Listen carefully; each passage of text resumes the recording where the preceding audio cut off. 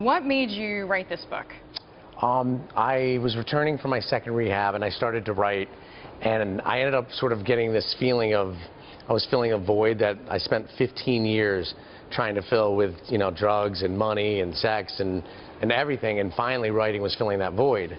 Well, also, I mean, you are a journalist. You were trained as a journalist. That's what you went to school for. So I imagine it has to be a little bit of a natural act to write it all down. So in April of 2011, I sat down to write, an article, and 6,000 words later, I ended up with an article titled "The Buy Side." And the compelling part of it was my career mirrored that of the market. So in the dot-com industry, era just took off, and along with the financial crash, I collapsed. Speaking of the collapse, I mean, you're really brutally honest in the book about your struggle with addiction. What were you hoping to accomplish by being so forthright in including that material? Well, I sort of felt like I only had one intention in writing this book, and that was to be honest, and for it to be pure. And, it's not sort of an expose on all of Wall Street.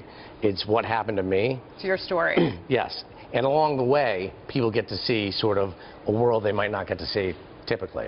Yeah, I mean, you have a lot of great anecdotes in there. Actually, one of the best lines, I love language choice, where you say about this alpha male who's super competitive. He gave you a compliment, and you said it made you feel uneasy because it was like a lion saying you taste good. What is it about, let's just say, the aggressive nature, the competitive nature that either attracts people to Wall Street who are like that naturally, or let's say brings it out in everybody? I mean, how much of the drug culture, the culture of aggression, is just part of Wall Street? It's definitely part of it, but it's sort of like high school. It's different cliques everywhere. Excuse me. And you can find what you're looking for. And someone like me, B student, Ohio University, 970 SAT, I had to play the social game.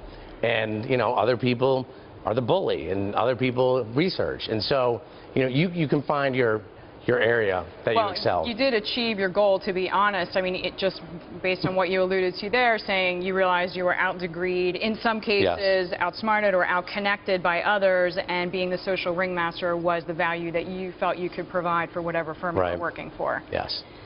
When you speak about where you were working, Galleon comes to mind. You were there under Raj Rajaratnam, obviously huge insider trading case. We're talking a lot about SAC Capital, Steve Cohen, the chances of him being targeted. How much of insider trading is endemic to Wall Street?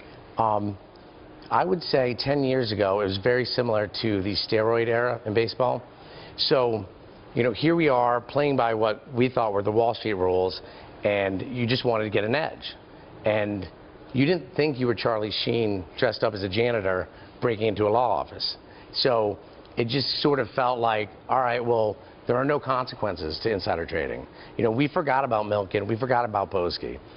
So crossing the line didn't feel so bad because there were no consequences. And also, I have to imagine you were under an intense amount of pressure, as everybody is, to do better than the next person. Yes. And very similar to the baseball analogy, if you're a AAA guy and you want to make a major league team, and do steroids make the team, don't do steroids, don't make the team, what are you going to do? If you want to be there, it becomes really a big dilemma, for lack of a better term. But the difference today is, if I'm a 29-year-old kid at a hedge fund, and I'm working for a guy who lives in Greenwich, makes $50 million a year, I'm probably not going to cross those same lines because the consequences have changed. So I feel like, it's unfortunate some people need to be made an example of, but today, the risks are there, and people are well aware of that.